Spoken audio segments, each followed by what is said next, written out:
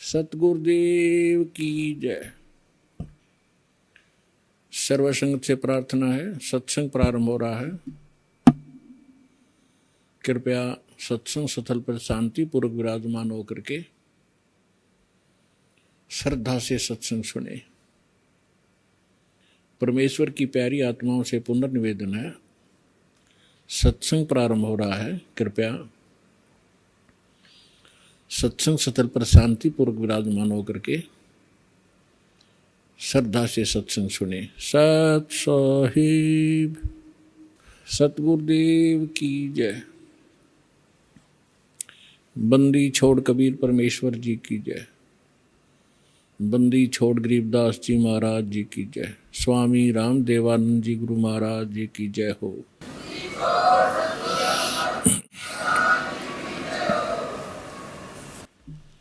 गरीब नमो नमो सतपुरुष को नमस्कार गुरु की नहीं। सुर नर मुनि जन साधु संतों सर्वस दी नहीं। सतगुरु साहेब संत सब दंडोतम प्रणाम। आगे पीछे मध्य हुए तिनको जहाँ कुर्बान। नराकार निर्विषम काल जाल वैभंजनम निर्लेपम निज निर्गुणम अकल अनुवेशंदुनम। सोहम सुरति समाप्तम सकल समाना निर्तल। उज्ज्वल हिरंबर हरदमम बेपरवा अथाह वार पारनी मध्यतम। ग्रीव जो सुमर सिद्ध होई गणनायक गलताना। करो अनुग्रह सोई पारस पद परवाना। आदि गणेश मनाऊं गणनायक देवन देवा। चरण कमल लो लाऊं आद्यंत करूं सेवा। परम शक्ति संगीतम हृदय सिद्धिदाता सोई। अवगत गुण अतीतम सत्य पुरुष निर्मोही। जगदम्बा जगदीशम मंगल रूप मुरारी। तन मन अर्पों शीसम भक्ति मुक्ति भंडारी। सुर नर मुनि जन ध्यावे ब्रह्मा विष्णु महेशा। शेष सहस मुख गावे पूज्य आदि गणेशा। इंद्र कुबेर सरीखा वरुण धर्म राय ध्यावे। समरथ जीवन जी का मन इच्छा फल पावे। 33 कोटि अधारा ध्यावे शेष 88। उतरे बहुजल पारा कट है यम की फांसी। 33 कोटि अधारा ध्यावे शेष 88। उतरे बहुजल पारा कट है यम की फांसी। कर जोरूं विनती करूं डरूं चरण पर शीश। गुरु जी राम देवानंद जी महाराज ने दियो नाम बख्शीश। कोटि कोटि सिजदा करूं कोटि कोटि प्रणाम। चरण कमल में राखियो मैं बांधी जाम गुलाम। कुत्ता हूँ गुरुदेव का रामपाल दास का नाम। गले प्रेम की जेवड़ी जाखें चो वहाँ जाऊं। तो करो तो बावड़ू दूर दूर करो तो जाऊं। ज्यों राखो त्यों ही रहूं। जो देवो सो खाऊं। परम पिता परमात्मा पूर्ण ब्रह्म सारी सृष्टि के रचनहार कबीर परमेश्वर कबीर देव जी की असीम रजा से आप सभी पुण्यात्माएं परमात्मा की महिमा सुनने के लिए उपस्थित हुए। जिस प्राणी के जिस जीव के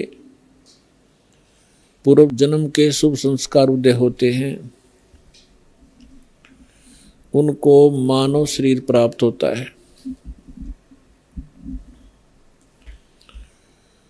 और मानव शरीर प्राप्त करके जो प्राणी सत्संग उपलब्ध करते हैं, जिनको सत्संग प्राप्त होता है, वो और भी ज़्यादा शुभ संस्कारी हंस होते हैं। परमात्मा कबीर परमेश्वर जी हमें याद दिलाते हैं, मानुष जन्म पाय कर जो नहीं रटे हरि नामे, जैसे कुआं जल बिना बनवाया क्या काम। परमेश्वर जो हमारे जनक हैं, जो हमारे हितैषी हैं और जो हमें यथार्थ तत्व ज्ञान और यथार्थ भक्ति विधि बताने के लिए स्वयं ही यहाँ इस काल के लोक में प्रवेश होते हैं। सतलोक से अपने निज सुख में स्थान से चलकर वो भगवान आते हैं। वही आकर के हमें ज्ञान कराते हैं कि आप जिस लोक में रह रहे हो ये लोक काल का है और काल के अर्थ से आप परिचित हैं। श्रीमद् भगवत गीता अध्याय नंबर 11 के श्लोक नंबर 32 में गीता ज्ञानदाता श्री कृष्ण जी में प्रवेश करके ये काल बोल रहा है। ये कह रहा कि अर्जुन मैं काल हूँ और सभी लोकों का नाश करने के लिए अब प्रवृत्त हुआ हूँ। अब श्री कृष्ण जी तो पहले ही अर्जुन के साथ थे, तो श्री कृष्ण ये नहीं कह सकते कि मैं काल हूँ और अभी सबको खाने के लिए अब प्रवृत्त हुआ हूँ, अब मैं प्रगट हुआ हूँ। ये काल कौन है इसके विषय में रह रहकर सत्संग के माध्यम से बताया गया है और बताते रहेंगे। आज थोड़ा सा विषय दूसरा रहेगा। तो श्री कृष्ण जी के अंदर प्रवेश करके ये काल बोल रहा है। ये खुद कह रहा है कि मैं काल हूं और सबका नाश करने के लिए प्रकट हुआ हूं। तो इससे सहज समझ में आ सकता है, विचार किया जा सकता है कि जिसको हम भगवान मान रहे थे वो तो काल है, जिससे हम सुख की आशा करते थे उसके पास सुख नाम की वस्तु नहीं है। जैसे कोई अंगारों से, अग्नि से और शीतलता खोजने की चेष्टा करता है तो उसको ज्ञान नहीं है, किसी ने भ्रमित कर रखा है, उसको हाथ जला रहा है रह रहकर। ठीक इसी प्रकार अब तक जितने ऋषि महर्षि साधु संत हुए हैं जो परमात्मा से परिचित नहीं हो पाए, जिनको भगवान मिले नहीं, उन्होंने इस काल को ही परमात्मा जानकर इससे सुख प्राप्ति के लिए हजारों वर्षों तक अपने शरीरों को गला दिया सुख की प्राप्ति में। अब प्रश्न यही उठता है कि जहां अंगारे बरस रहे हों और वहां पर शीतलता की आशा जो करता है तो वो अज्ञानी व्यक्ति होता है। तो अभी तक हम अज्ञानी थे इस काल के लोक में और हम सुख खोज रहे थे। तो परमेश्वर ने आके बताया कि जिसको आप सुख मानते हो, किसको सुख मानते हो? जो निर्धन है वो सोचता है कि धनवान सुखी, धनवान ये सोचता है कि राजा सुखी, धनी सोचता है कि मेरे सामने भी बहुत सी प्रॉब्लम आती हैं, समस्याएं आती रहती हैं, कहीं चोरी का डर है, कभी कोई टैक्स देना पड़ता है, कभी कुछ करना होता है, तो वो सोचता है कि राजा सुखी। परमात्मा कहते हैं राजा को स्वप्न में भी सुख नहीं होता। राजा लोग अंत में वो सोचते हैं कि स्वर्ग के देवता सुखी होंगे। स्वर्ग के देवता सोचते हैं कि इस इंद्र को सुख घना है क्योंकि वो देवताओं का राजा है।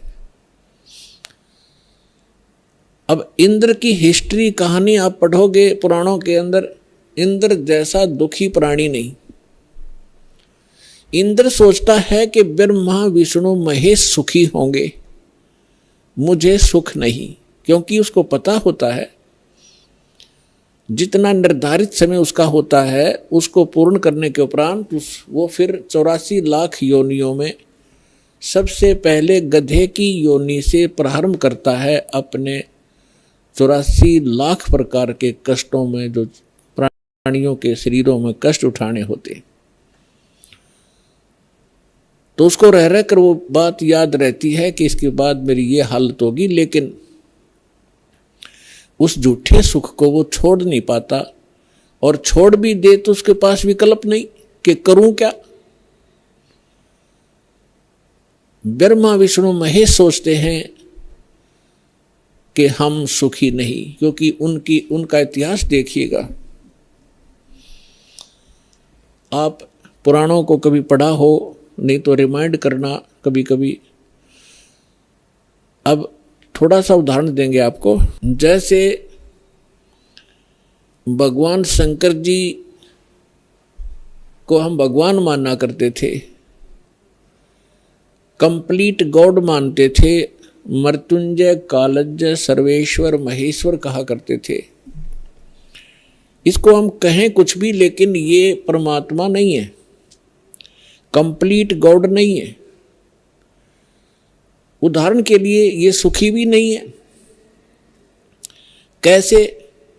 एक समय विष्णु जी भी सुखी नहीं है।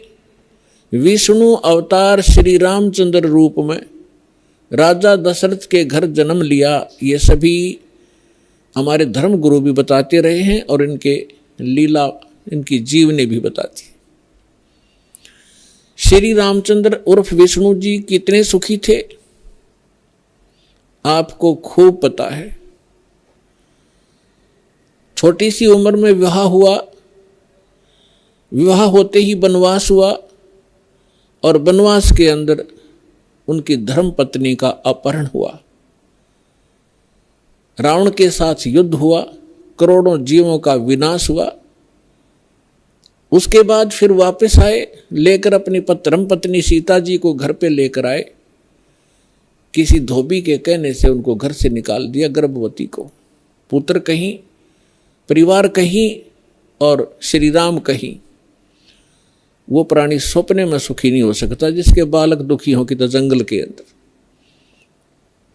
जिस समय श्री रामचंद्र जी को वनवास प्राप्त था, सीता जी का अपहरण हो चुका था, श्री रामचंद्र जी विलाप कर रहे थे, रो रहे थे सीता जी की खोज में। ऊपर से भगवान शंकर अपने द्वीप से, अपने लोक से श्री रामचंद्र जी अर्थात विष्णु जी को प्रणाम कर रहे थे। ऊपर से पार्वती जी की दृष्टि पड़ी कि ये किसको प्रणाम कर रहे हैं महेश्वर। पूछने पर पता चला कि नीचे जो व्यक्ति रो रहा है, वृक्षों से लिपट लिपट कर रो रहा है, पशुओं से गले मिल रहा है, उनसे पूछ रहा है मेरी सीता कहाँ गई, उसको ये प्रणाम कर रहा है और उसको विष्णु भगवान का अवतार बता रहा है कि भगवान विष्णु है। पार्वती जी को ये बात अच्छी नहीं लगी, उसको विश्वास नहीं हुआ कि सचमुच ये व्यक्ति जो सामने रो रहा है और जिसकी पत्नी का अपहरण हो चुका है, जिस कारण से रो रहा है, तो ये भगवान नहीं हो सकता। पार्वती जी ने कहा कि जो व्यक्ति रो रहा है आप उसको भगवान बता रहे हो, मुझे विश्वास नहीं। मैं तो इसकी परीक्षा लूंगी और सीता रूप बनाऊंगी इसकी पत्नी का, और यदि ये मुझे पहचान लेंगे तो मैं मान लूंगी कि ये भगवान है। भगवान शंकर ने कहा कि आप सीता रूप मत बनाना, यदि आप सीता जी का रूप बना लोगी तो मेरे काम नहीं रहोगी, मेरी माँ के तुल्य हो जाओगी। मैं आपको एज ए वाइफ स्वीकार नहीं करूंगा। फिर उस समय तो पार्वती जी ने कह दिया कि ठीक है, मैं नहीं परीक्षा लूंगी। भगवान शंकर चले गए इधर उधर सैर सपट्टे को।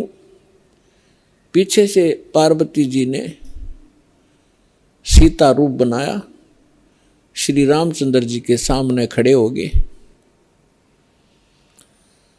उस समय श्री रामचंद्र जी की दिव्य दृष्टि यानी बुद्धि इस काल भगवान ने खोल दी। अपनी तो पत्नी का पता नहीं उसको कि कौन उठा ले गया, और सामने खड़ी पार्वती को पहचान लिया जिसने बिल्कुल as it is Sita ji का रूप बना रखा था। क्या कहा कि हे दक्ष पुत्री माया, आप भगवान शंकर को कहाँ छोड़ाए। इस बात को सुनकर पार्वती जी लज्जित हुई और कहा कि भगवान शंकर आपको ठीक ही प्रणाम कर रहे थे, मैं आपकी परीक्षार्थ सीता रूप बनाकर आई थी। ये कहकर वो चली गई। अब इस कथा से आपको बहुत से परिणाम निकलेंगे, रिजल्ट निकलेंगे, निष्कर्ष निकलेंगे।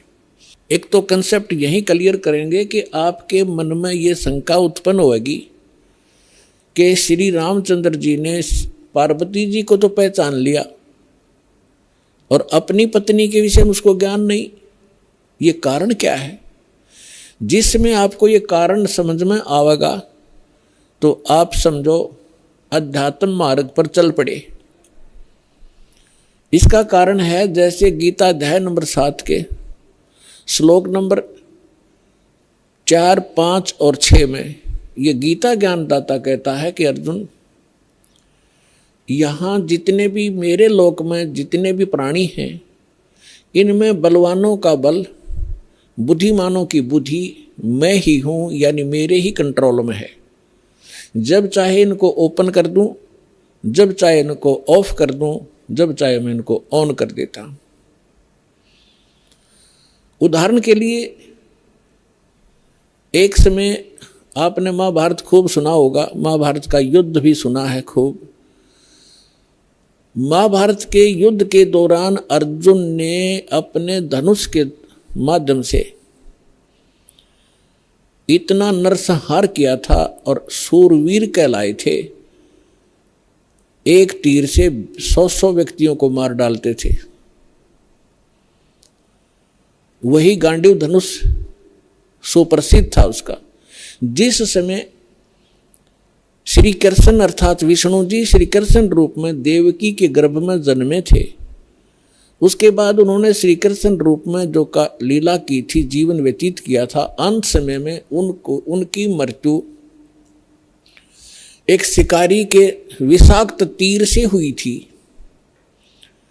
और पांडवों को उसने वहां बुलाया था। अंत समय में पांडवों से श्री कृष्ण जी ने कहा था कि आप इन सभी औरतों को जितनी द्वारका के अंदर है सबको अपने साथ ले जाओ।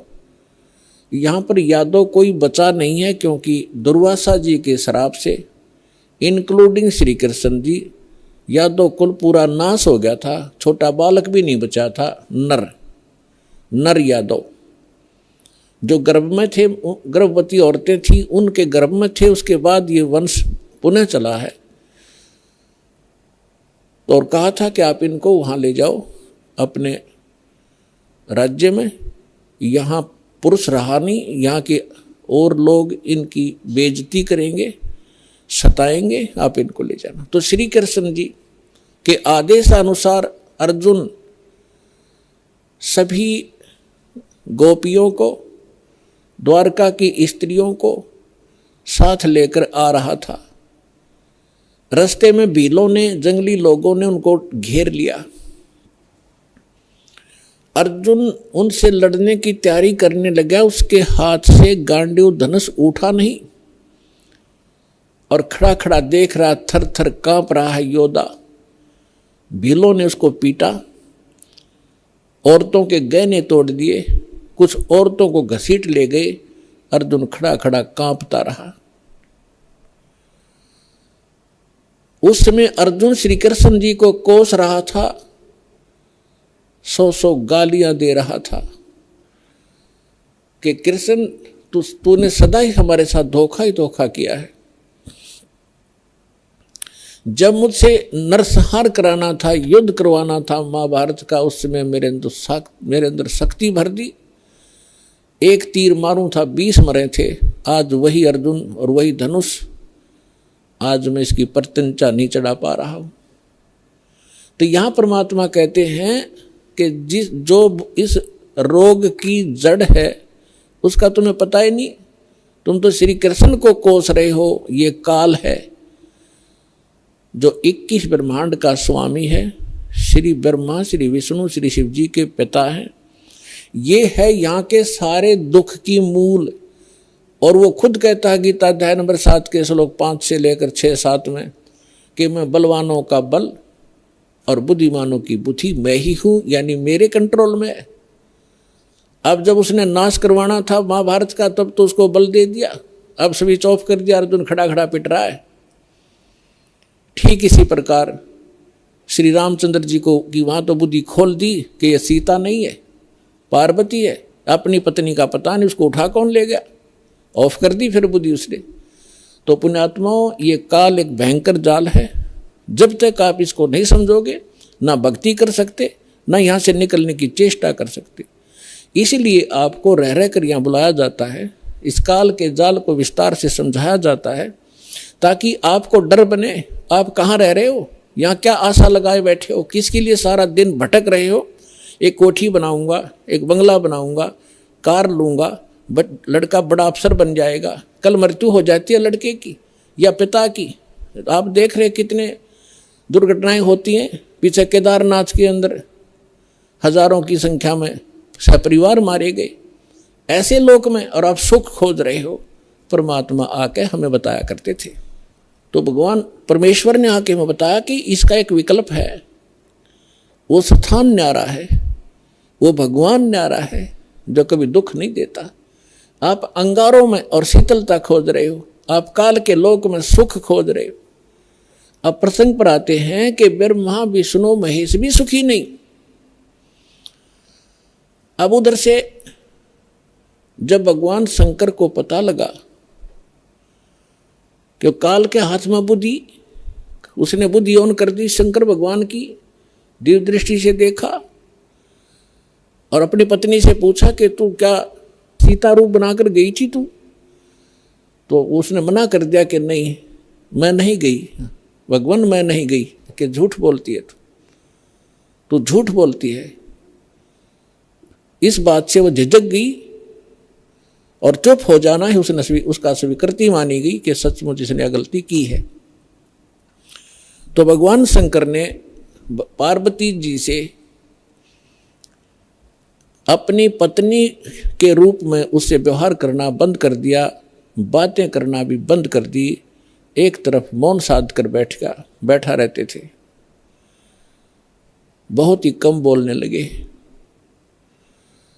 और कहने लगा कि मैंने आपको एक वफादार माना था, आपके ऊपर मैं वो विश्वास करता था कि मेरी धर्मपत्नी कभी मेरे को डिसीव नहीं करेगी, धोखा नहीं दे सकती। और जब आप मुझे धोखा दे सकते हो तो फिर बाकी संसार से मुझे क्या लिंक रहा, क्या विश्वास रहा। और साफ कह दिया कि तू मेरी माँ का रूप धारण कर चुकी है, मेरी पत्नी रूप में नहीं स्वीकार्य हो सकती। जैसे श्री ब्रह्मा जी सबसे बड़े, विष्णु जी सेकंड नंबर के, शंकर भगवान तीसरे नंबर के, तो बड़े भाई की पत्नी माँ के तुल्य मानी जाती है। तो उसने कहा भगवान शंकर ने कि आपने मेरे बड़े भाई की पत्नी विष्णु की पत्नी का रूप बना लिया सीता,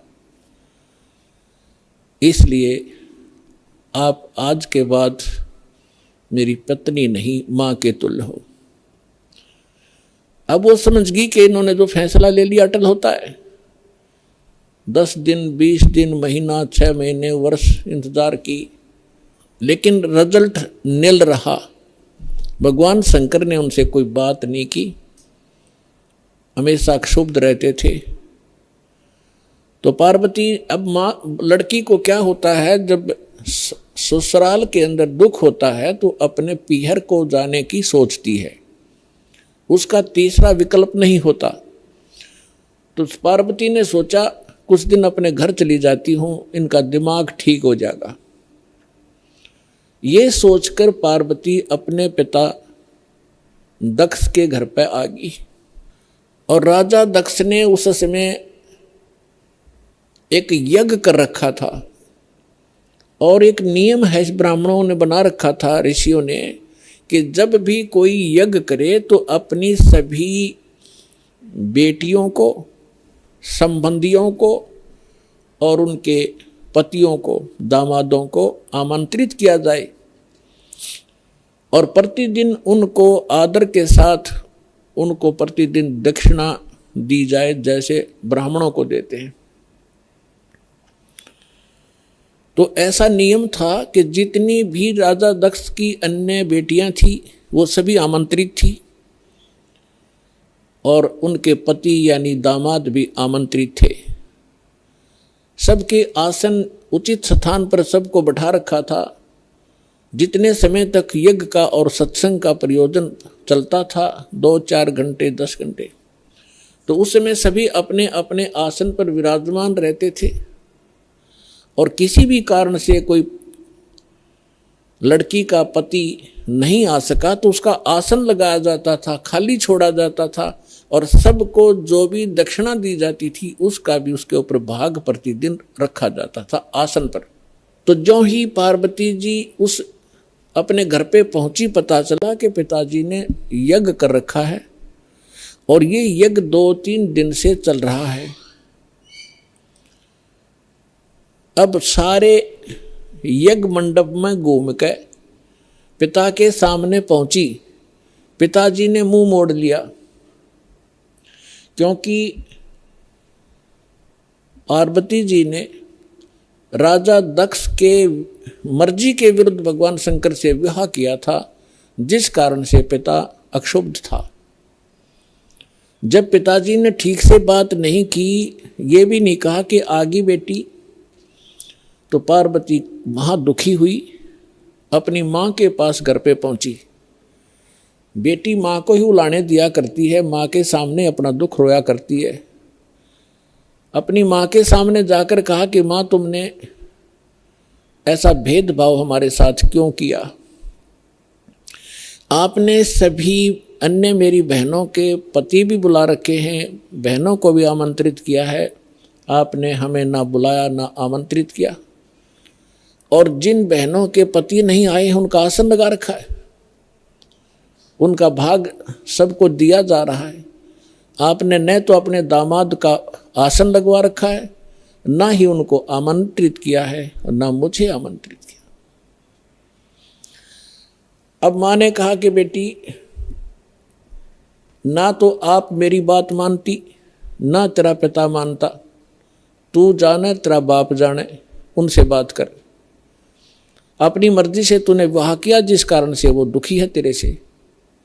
वो फिर अपने पिता के पास गई और दक्ष से कहा कि पिताजी, आपने न तो हमें आमंत्रित किया और न ही आपने अपने दामाद को बुलाया, ना उनका कोई भाग आसन आपने लगा रखा है, ना उनका हिस्सा निकाल रहे हो। तब दक्ष ने कहा कि तू आई किस लिए यहाँ पर? तेरे को किसने आमंत्रित किया था? अपनी मर्जी से विवाह किया था, रह उसके साथ, उस जंगली के साथ रहे। ऐसी बहुत सी बातें बकवास की। तो पार्वती ने देखा कि भगवान शिव अब मुझे स्वीकार करेगा नहीं, घर में मेरा सत्कार नहीं। तो उसी समय एक हवन कुंड बना रखा था, उसमें अच्छे गेर कर 1 क्विंटल लकड़ और गेरे थे, चारों तरफ से डाल रहे थे वह ब्राह्मण ऋषि। घी पूरा बकड़ बड़ा था, पूरी लो लकड़े थी उसमें। तो पार्वती जी यानी दक्ष की बेटी उस हवन कुंड में छलांग लगाएगी, आत्मदाह कर लिया। यज्ञ खंड हुआ, जल्दी से उस लड़की को निकाला गया। तब तक उसका मांस जल चुका था, मर चुकी थी, अस्थि शेष रह गई थी, हार्ड शेष थी। लंबी कथा है, हम जिस उद्देश्य से ये कथा सुना रहे हैं उसी को लेंगे। भगवान शंकर को पता चला अपने सभी अनुचरों को साथ लेकर वहां पहुंचे। उससे पहले उन्होंने भैरव को भेजा, उसने आकर के वहाँ, बहुत सी लंबी कहानी है। भगवान विष्णु भी विद्वान थे उस यज्ञ में, भगवान ब्रह्मा जी भी विद्वान थे।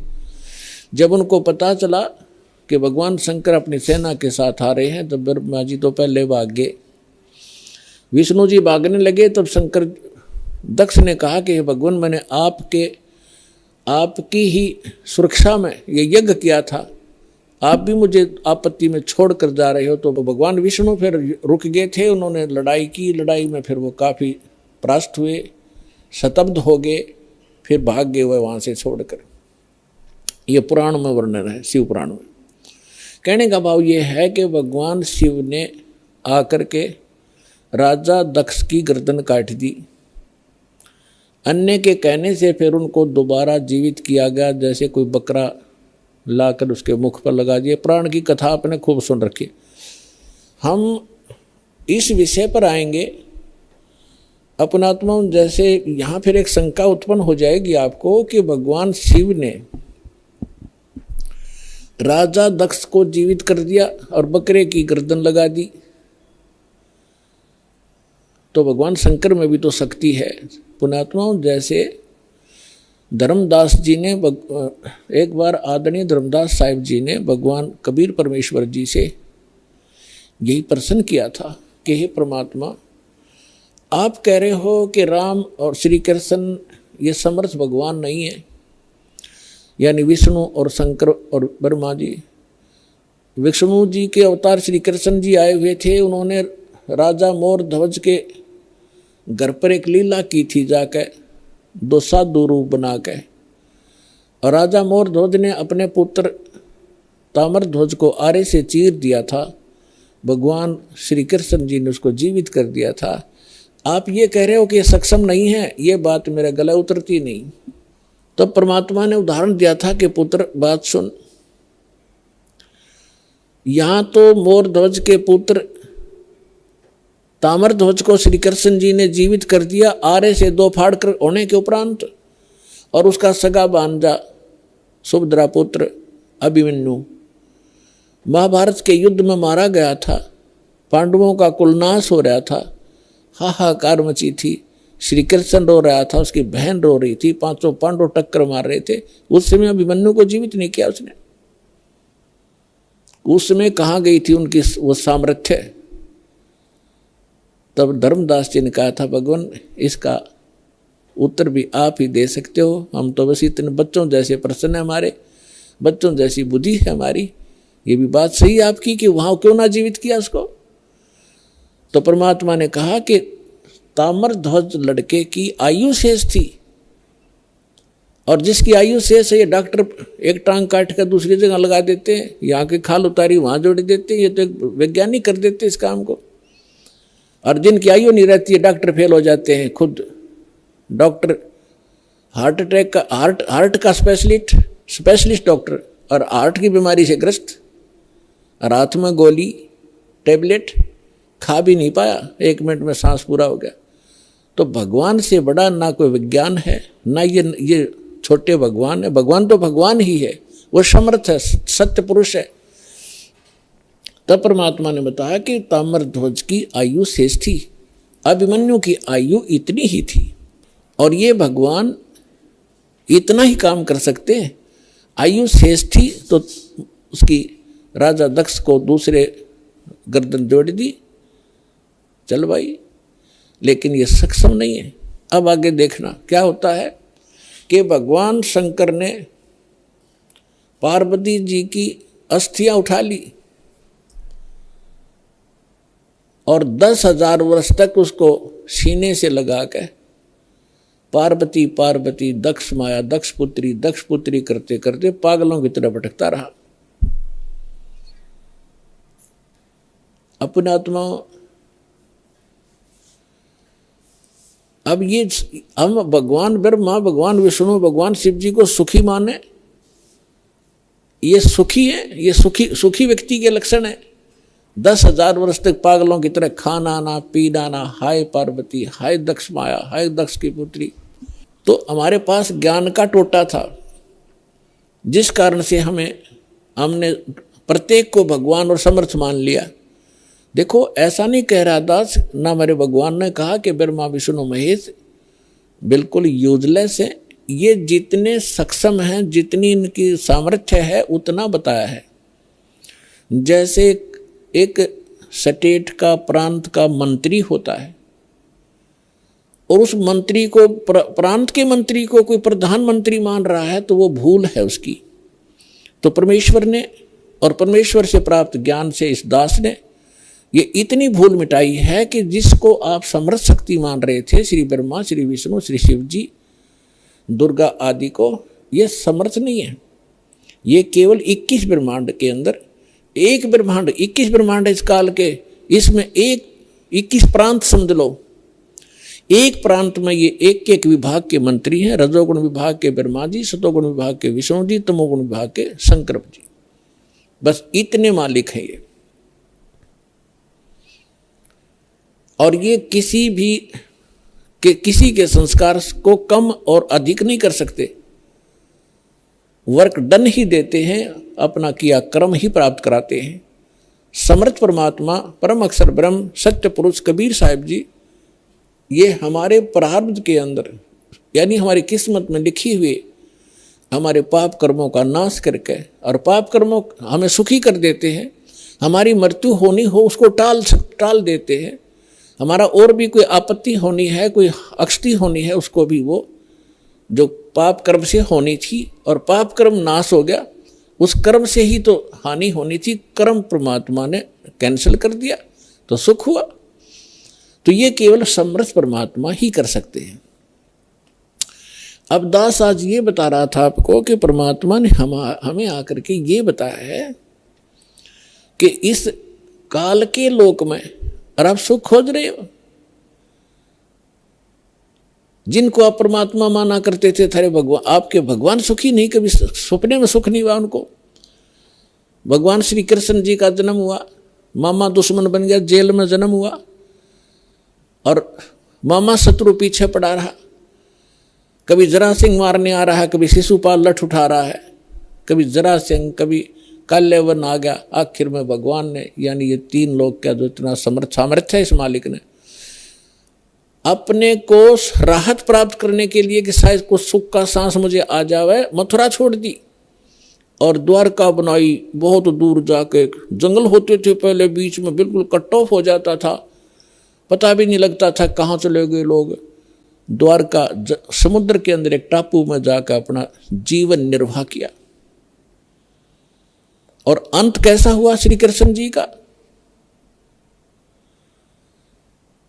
अब भगवान सूक्ष्म वेद में बताते हैं, एक समय द्वारका के किनारे, द्वारका की बनी में, एक तो होता जंगल, एक होती है बनी, यानी स्मॉल फॉरेस्ट, छोटा जंगल जो गांव के, नगर के आसपास होता है, उसको बनी बोलते हैं। तो वहां बनी में जाकर दुर्वासा ऋषि बैठ गए,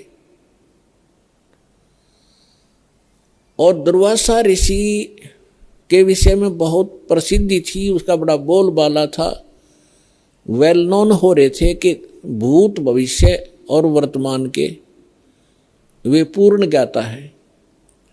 और उस समय यादव 56 करोड़ हो गए थे संख्या में, 56 करोड़ द्वारका के अंदर रहने वाले।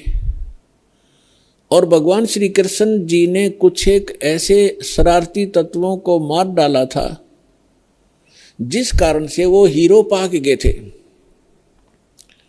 प्रत्येक के हृदय में ये हो गया था कि इनसे ताकतवर पृथ्वी पर कोई नहीं, जिस कारण से यादव अभिमानी हो गए थे। वो साधु संतों की जो सत्कार करना भी छोड़ गए थे, उनके साथ बदतमीजियां करना शुरू कर दिया था। इसी बहम में उनका वो टाइम आ गया नाश होने का। अहंकार पुण्यात्माओं कोय कर लियो, अंत में उसको बहुत भारी चोट लगेगी। जीव ही रहना चाहिए, जीव को अपनी औकात का पता लगा रहना चाहिए, ताकि वो आधीन बनकर रहे।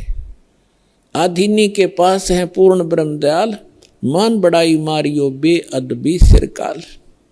विभीषण का भाग बडेरा, दासा तन आया तिसनेरा, दासा तन आया विश्वे बीसा, अर्ता को लंक देई बख्शीसा। ये उदाहरण देकर समझा रहे हैं परमात्मा के अधीन व्यक्ति के साथ भगवान होता है, और यहाँ के जो झूठे मूठे सुख हैं वो भी उस अधीन और भक्त को ही प्राप्त हुआ करते हैं। रावण ने कितनी भक्ति की, सिर भी काट कर चढ़ा दिए, लेकिन अभिमान नहीं गया। जिस लंका को वो रखना चाहता था उस लंका को से भी हाथ धोना पड़ा अंत में उस अहंकारी प्राणी ने, और एक अधीन बनकर भगवान की भक्ति करता था।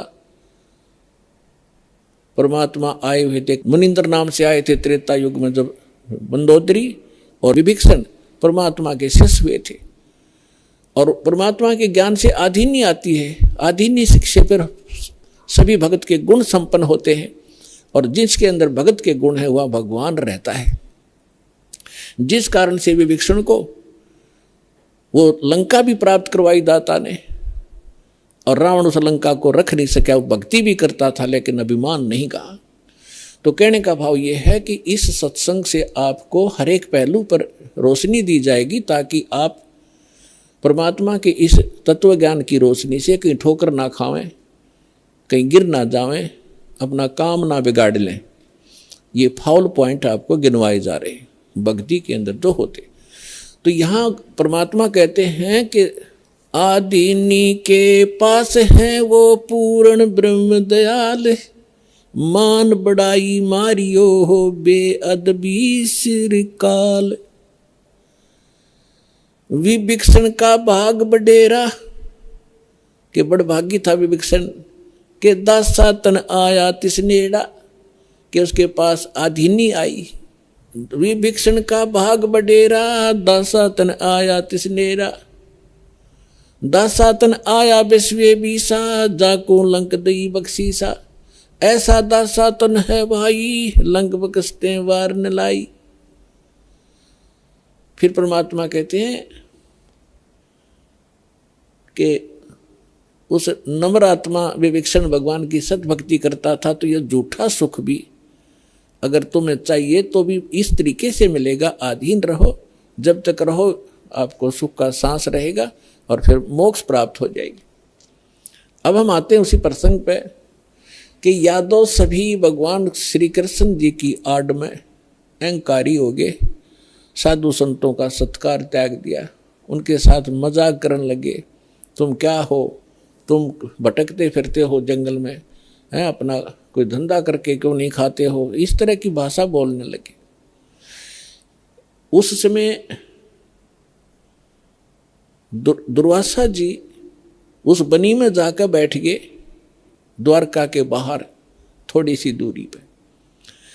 और द्वारका के अंदर इस बात की एक ऐसी रूमर चली, चर्चा का विषय बना के एक महापुरुष आए हैं दुर्वासा जी, बड़े पहुंचे हुए संत हैं और भूत भविष्य और वर्तमान की सब जानते हैं। श्री कृष्ण जी के पुत्र प्रद्युम्न और उसके साथियों ने मिलकर एक कुबद सूझी, उन्होंने एक फैसला लिया कि भाई ऐसे सुन रहे हैं कि ये दुर्वासा जी बड़े पहुंचे हुए महापुरुष हैं और भूत भविष्य की सारी जानते हैं, इसकी परीक्षा लेते हैं। उन्होंने क्या किया कि प्रद्युम्न को, श्री कृष्ण जी के पुत्र को, एक स्त्री का स्वांग करवा दिया, स्त्री के कपड़े बना दिए और एक गर्भवती स्त्री का स्वांग बना दिया। पेट के ऊपर एक कढ़ाया, जैसे छोंक छांक लाने की छोटी सी कढ़ाई हो घर में रसोई में, एक छोटी सी कढ़ाई पेट का बांध दी और ऊपर के उसका लोगड़ बांध दिया रुई सी, फिर कपड़ा बांध दिया और ऊपर के और ताले कपड़े पड़ा दिए और मुंह ढक लिया, घूंघट काट के चल पड़ी। 10-12 उसके साथ और जो शरारती स्कीम बना कर गए थे वो गए। दुर्वासा जी के पास जाकर उन्होंने कहा कि भगवान प्रणाम हो ऋषि जी को, हम आपके पास एक समस्या लेकर आए हैं। दुर्वासा जी ने पूछा, बोलो भाई क्या है तुम्हारी समस्या? कि ये व्यक्ति और ये इसकी पत्नी इनके विवाह को 10-12 वर्ष हो गए थे। ऋषि जी अब भगवान ने दया बख्शी है या गर्भवती हुई है और ये उतावले हो रहे हैं, आपके बारे में सुना है कि आप भूत भविष्य और वर्तमान की सारी जानने वाले हो, तो ये आपसे ये पूछना चाहते हैं कि इसका लड़का होगा कि लड़की। अब दुर्वासा जी ने अपनी दूरबीन ला के देखा, देव दृष्टि, उसे वो समझ गया कि बकवास कर रहे हैं रामजादे। लाल आंख करके और ठाया चिमटा ने बोला यादव कुल का नाश होगा, इससे तुम्हारा ना सर्वनाश होगा यादव कुल का, भाग जाओ रामजादो, तुम क्या कर रहे हो। और ये तो भाग लिए बालक, आगे थारा नाश होगा इससे। अब वो बच्चे भाग आए गाँव में, बच्चा तक ये था, पोता लड़का हो रहा था निरुद्ध, उसका परिधुम बन गए। बाकी कुबत तक कभी भी ये जो बुरा कर्म होता है आदमी को किसी न किसी एज में दुख जरूर देगा।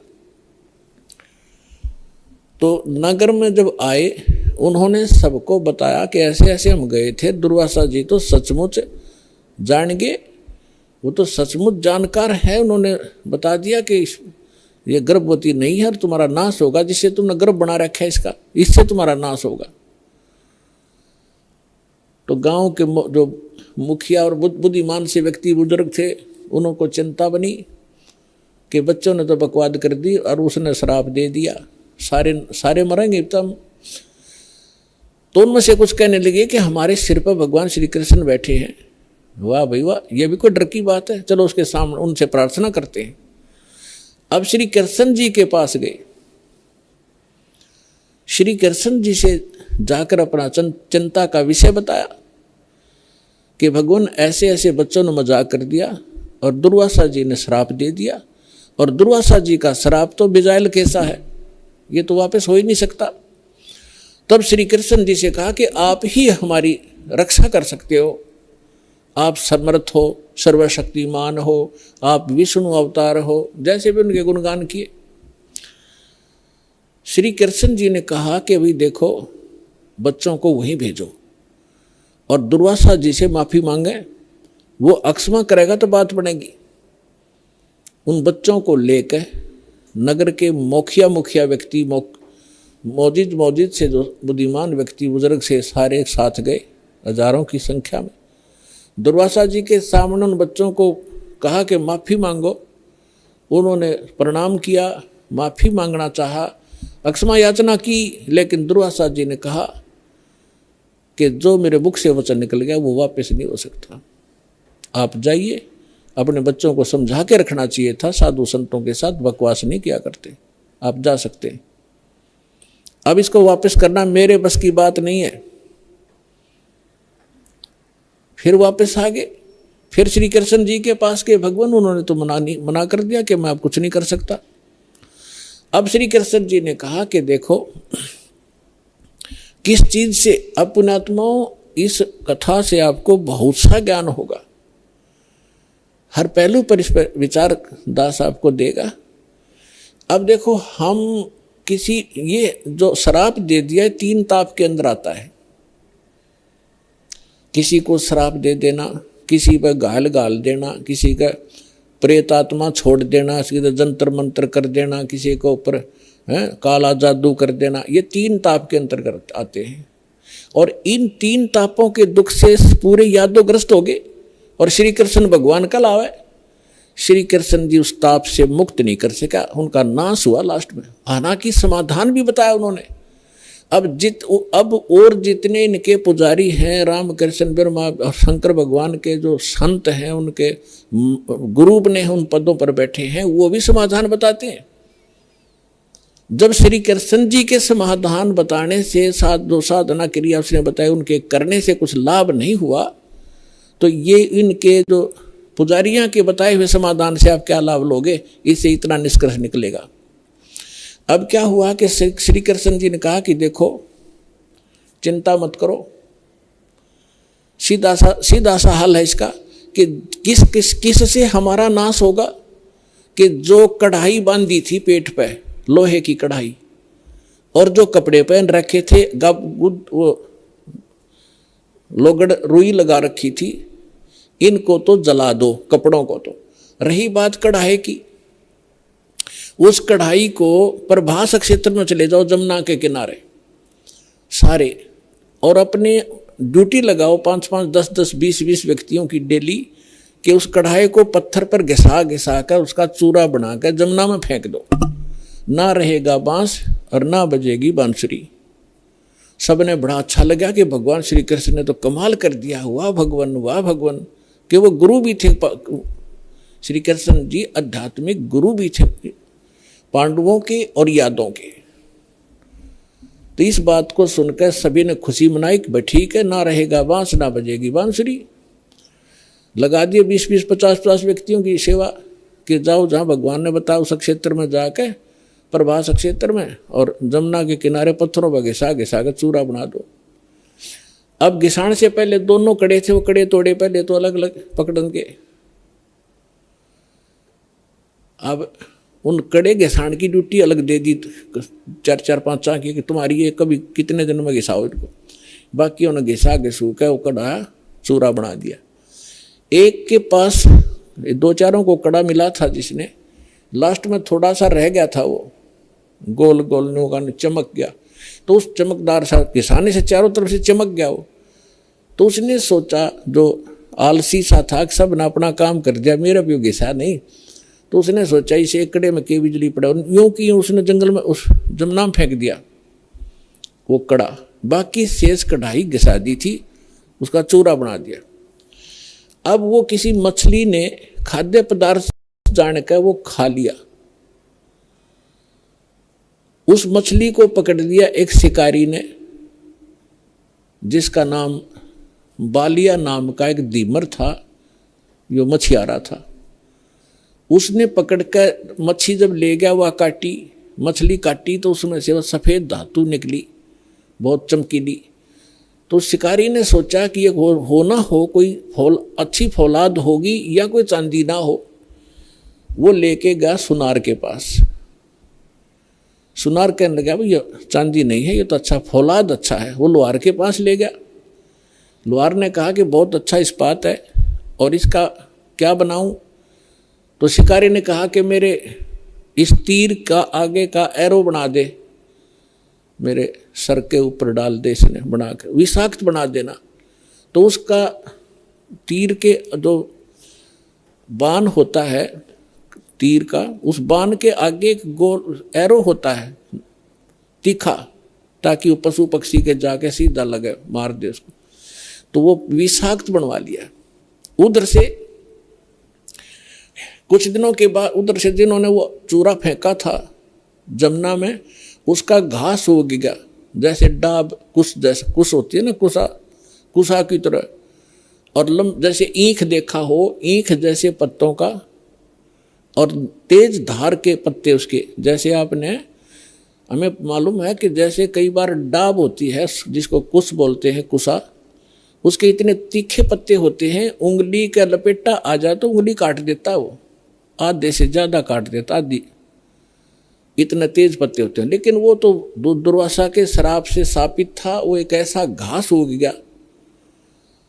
उधर से क्या हुआ, कुछ दिनों के बाद, 1 वर्ष, 2 वर्ष, 4 वर्ष के बाद क्या हुआ, आपस में द्वारका के अंदर झगड़े शुरू हो गए।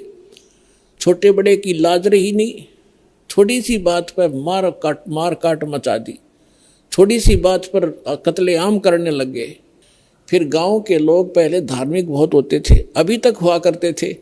गांव के अंदर कोई भी आपत्ति होती थी, साधु संतों से उसका विकल्प, उसका समाधान चाहा करते थे कि किसी तरह शांति हो नगर में। तो उनके पास तो श्री कृष्ण ही थे final, first and final, last and final. Shri Krishna ji के पास गए। श्री कृष्ण जी से बताया कि भगवान पता नहीं नगर में क्या बढ़ गया, क्या घुस गया नगर के अंदर, कोई किसी की बात सुनने को तैयार नहीं, बड़े छोटे की लाज रही नहीं, जरा सी बात होती है लट्ठम लट्ठा कत्लेआम होने लगे। भगवान कोई दया बख्शो, कोई समाधान बताओ इसका। तो श्री कृष्ण जी ने क्या समाधान बताया कि अभी तुम्हारे ऊपर दुर्वासा जी का जो श्राप है वो प्रभावी हो गया, वो फल रहा है। तो बड़े चिंतित हुए, पहले तो भगवान ने समाधान बताया था कि इस सारे ने घिसा घिसू का चूरा बना कर डाल दो जमुना में, ना रहेगा बांस ना रहेगी बजेगी बांसुरी। जब वो इस बात से संतोष पाया था लोगों ने कि चलो हो गया समाधान, और आज फिर श्री कृष्ण जी वही कह रहा है कि दुर्वासा जी का श्राप तुम्हारे ऊपर फल रहा है। अब वो उनके मुंह की तरफ देख रहे हैं, लेकिन हमारी बुद्धि इतना काम नहीं करती। जैसे हम भी ऐसे ही दुखी थे, पहले जाते थे किसी गुरु के पास, वो कुछ अपना दुख लेकर वो कुछ समाधान बताता था, फिर दूसरी बार कुछ और समाधान बताता था, तीसरी बार कह देता था ये तो तेरे भाग में है, तेने भोगना ही पड़ेगा। फिर पहले डले क्यों ढुआ रहा था ये। ऐसे ही ये सब का यही स्थिति है। तो श्री कृष्ण जी ने पहले ये कहा था, फिर कह रहा है कि अब तो ये भोगना ही पड़ेगा तुम्हें। अब ये वो फल गया। तो फिर समाधान पूछा कि भगवान फिर आप समाधान बताओ। ऐसा करो, सभी जितने भी नर यादव हैं, पुरुष मेल ओनली, चाहे नवजात शिशु भी क्यों ना हो, प्रभास क्षेत्र में जाओ जहां वो कड़ा घिसाया था और चूरा डाल रखा था, वह घास उग रहा इतना बड़ा बड़ा कि वहां जाकर सभी के सभी जमुना में स्नान करके आओ। तुम्हारा साप पाप मुक्त हो जाओगे, साप मुक्त हो जाओगे जमुना में नहाने से, स्नान करने से।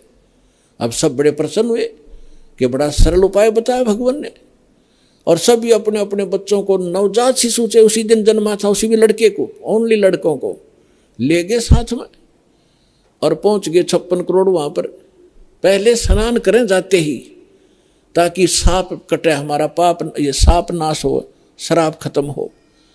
और बाहर आते ही, क्योंकि पहले मनमुटाव चल ही रहा था सभी का, उसने तू ऐसे क्या बोल रहा था उस दिन, तू ऐसे कह, उधर सारे इकट्ठे हो गए, तो कभी कभी मिले थे।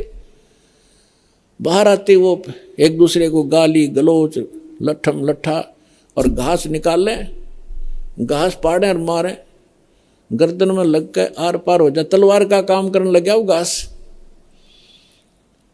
और 56 करोड़ यादव कटका मर गए थे वहां साप नाश करान, अपना नाश कर लिया वहां जाके।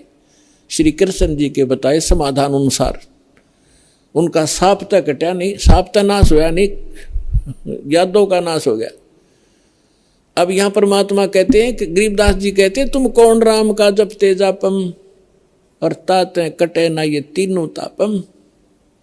समर्थ का शरणाग हो रंग होरी हो, भाई कदे न हो ए काज राम रंग होरी हो। कि समर्थ की शरण में आ जाओ, तुम्हारा कभी अकाज नहीं होंगे और ये तीनों ताप का नाश हो जाएगा। अब प्रसंग चल रहा है, उसी पर चलते हैं। अब 56 करोड़ यादव कटका मर गए, आपस में कत्लेआम कर दिया। विष्णु पुराण के अंदर लिखा है कि कुछ यादव बच गए थे। श्री कृष्ण जी फिर गए अपने वहां से, नगर से बाहर निकले, उसने उस घास को पाड़ा, उसमें यह लिखा कि वो मूसल बन गए, मूसल। उन मूसलों से शेष बचे हुए यादवों को खुद श्री कृष्ण जी ने मारा, कति नाश कर दिया। और आप जाकर लेट गया प्रभास क्षेत्र में एक वृक्ष के नीचे। भगवान श्री कृष्ण के पैर में पद्म, एक चमकीला पदार्थ, जैसे हमारे तिल हो जाते हैं, मुछ हो जाते हैं, ऐसा उनके पैर में जन्म से ही एक पद्म था। वो रात्रि में ऐसे चमकता था जैसे 50-100 वाट का बल्ब चस्या करे जगह, और दिन के अंदर भी उसकी चमक सी बनी रहती थी।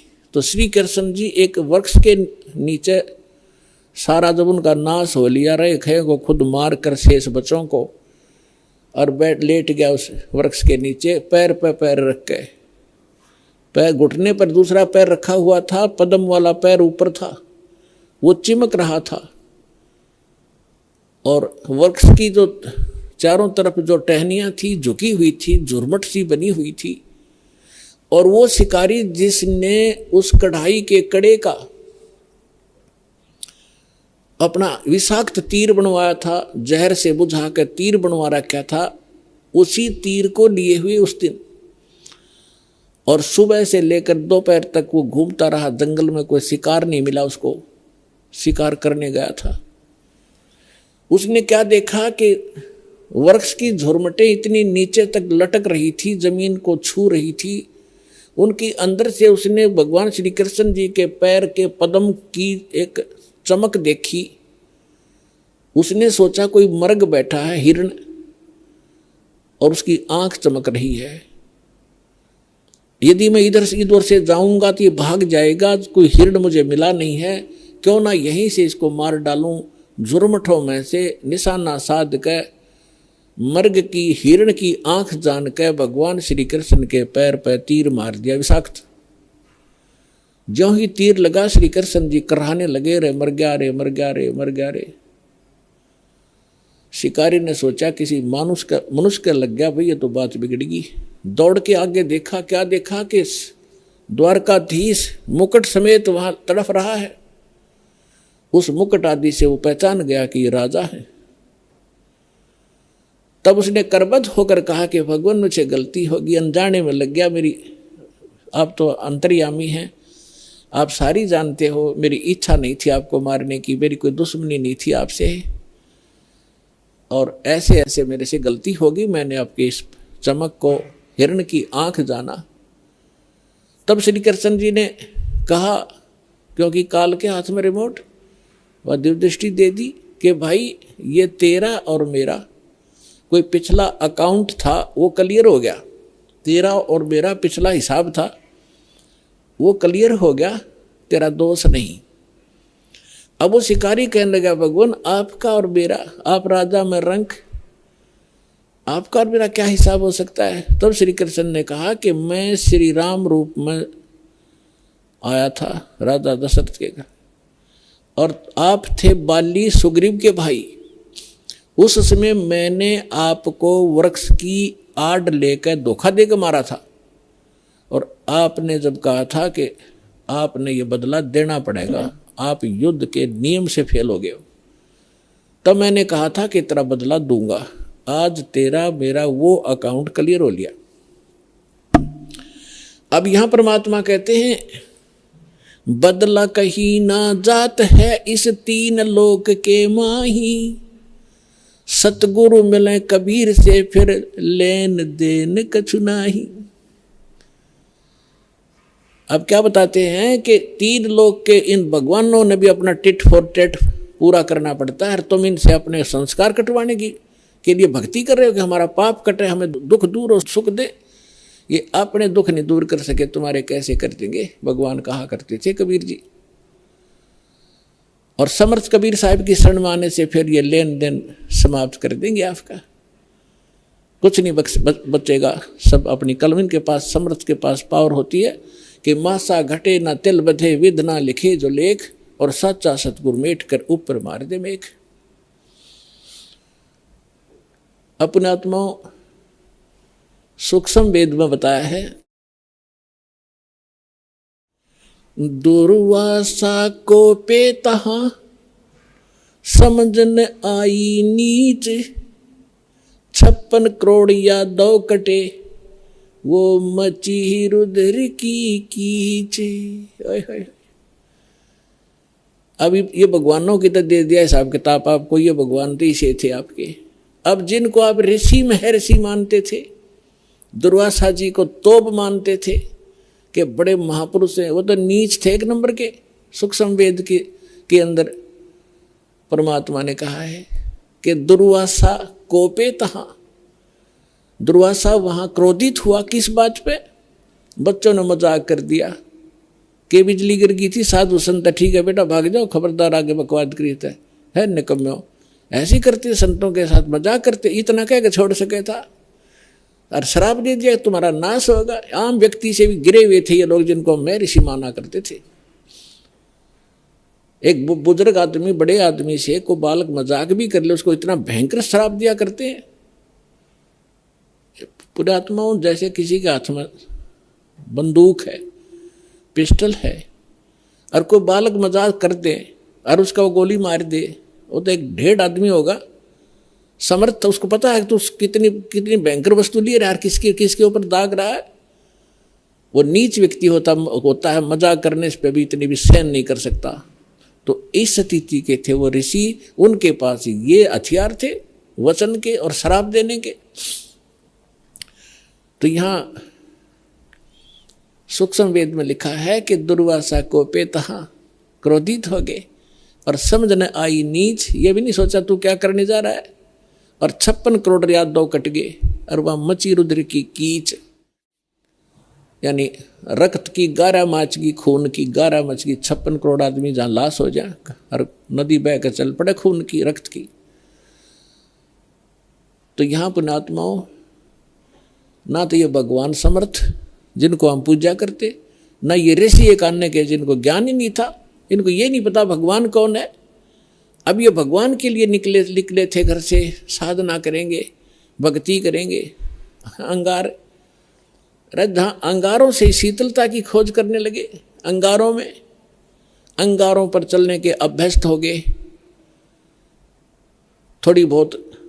थोड़ी आंच को भी हम, थोड़ी ही आग को, आंच को हम सुख मान रहे। झूठे सुख को सुख कहे, ये मान रहा मन मोद, ये सकल चबीना काल का, कुछ मुख में कुछ गोद।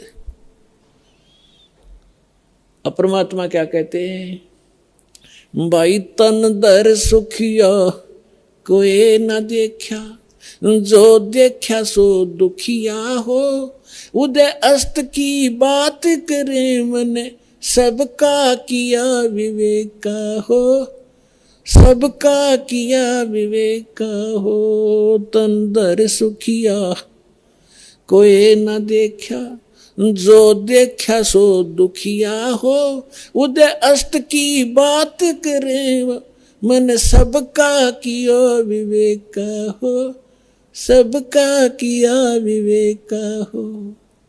भाई घाटे बाधे सब जग दुखिया, के गृहस्थी बैरागी हो, घाटे बाधे सब जग दुखिया, के गृहस्थी बैरागी हो। सुख देव ने दुख के डर से, गर्भ में माया त्यागी हो, गर्भ में माया त्यागी हो। तन दर सुखिया कोई न देखा, जो देखा सो दुखिया हो, उदय अस्त की बात करते हैं मन, सबका किया विवेका हो, सबका किया विवेका हो। भाई जंगम दुखिया योगी दुखिया, तपस्वी को दुख दूना हो। जंगम दुखिया योगी दुखिया, तपस्वी को दुख दूना हो। आशा तृष्णा सब में व्यापे, कोई महल न सुना हो, कोई महल न सुना हो। तन दर सुखिया कोई न देखा, जो देखा सो दुखिया हो, उदय अस्त की बात करते हैं मन, सबको किया विवेका हो, सबका किया विवेका हो। भाई साच कहूं तो जग न माने, पर झूठ कही ना जाई हो। साच कहूं तो ये जग न माने, पर झूठ कही ना जाई हो। ये ब्रह्मा विष्णु शिव जी दुखिया, जिन ये राह चलाई हो, जिन ये राह चलाई हो। तन दर सुखिया कोई न देखा, जो देखा सो दुखिया हो। उदय अस्त की बात करते हैं मन, सबका किया विवेका हो, सबका किया विवेका हो। भाई सूरपति दुखिया भूपति दुखिया, रंक दुखी बपरीती हो। सूरपति दुखिया भूपति दुखिया, रंक दुखी बपरीती हो।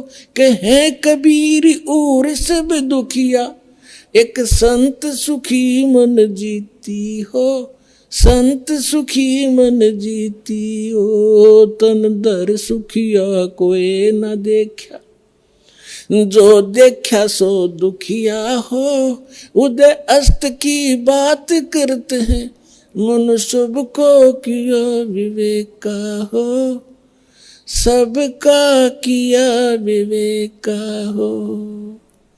सूरपति दुखिया भूपति दुखिया, रंक दुखी बपरीती हो। सूरपति दुखिया भूपति दुखिया, रंक दुखी बपरीती हो।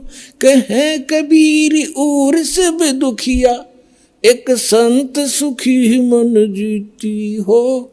संत सुखी मन जीती हो, तन दर सुखिया कोई न देखा। जो देखा सो दुखिया हो, उदय अस्त की बात करते हैं, मन सबका किया विवेक का हो, सबका किया विवेक का हो। पुणात्मा सौभाग्य आपका और धन आपके माता पिता जिनसे जन्म हुआ। आपको वो अनमोल वचन सुनने को मिल रहे हैं जो इन ब्रह्मा विष्णु महेश को भी छींट भी नहीं लगी थी इस ज्ञान की, जो आपके ऊपर वर्षा कर दी भगवान ने। कभी सीडी के माध्यम से, कभी सत्संग के माध्यम से, कभी चिप के माध्यम से परमात्मा आपकी आत्मा पर वर्षा कर रहे हैं। और इस ज्ञान से एक बार परिपूर्ण हो जाना, आप देखना फिर भगवान यहाँ भी सुख देगा और सतलोक में जाओगे जहाँ कभी मृत्यु नहीं होती, कभी वृद्ध अवस्था नहीं आती, किसी चीज का अभाव नहीं वहां पर। अब जो प्रसंग चल रहा है, जिस लोक में आप रह रहे हो ये अंगार बरस रहे हैं, और जहां अंगार थोड़े से कम हैं, हल्की आग वाले, हम उनको सुख मान बैठे हैं। अब क्या बताते हैं कि घाटे बाधे सब जग दुखिया, और के गृहस्थी बैरागी हो। अब देखो पुणात्मा, परमात्मा पाने के लिए जिसने घर त्याग दिया, हम उसको बैरागी मानते थे, सन्यासी मानते थे। अब वो बैराग प्राप्त करना और सन्यासी होना हमने कहाँ से ग्रहण किया, कौन से ग्रंथ से प्राप्त किया हमने ये ज्ञान? श्रीमद् भगवत गीता अध्याय नंबर 3 के श्लोक नंबर 4, 5, 6, 7 में स्पष्ट वर्णन किया है कि अर्जुन, यदि तू काम छोड़ कर कर्म सन्यासी बन गया, जंगल में जा बैठा, तेरा निर्वाह कैसे होगा, पेट कैसे पालेगा तू? इसलिए तू काम भी कर और भक्ति भी कर। फिर ये कहाँ से लाए, जंगल में घर छोड़ कर चले गए, जंगल में जाकर सुख होगा? जंगल में कैसे सुख होगा? वन में। अब घर में सारी सुविधा आपको, समय पर रोटी मिल रही है, झोपड़ी है, मकान है, जैसा भी आपको सुविधा क्रमानुसार मिली है उसमें संतोष करो और उसमें बैठ कर अपना भक्ति करो।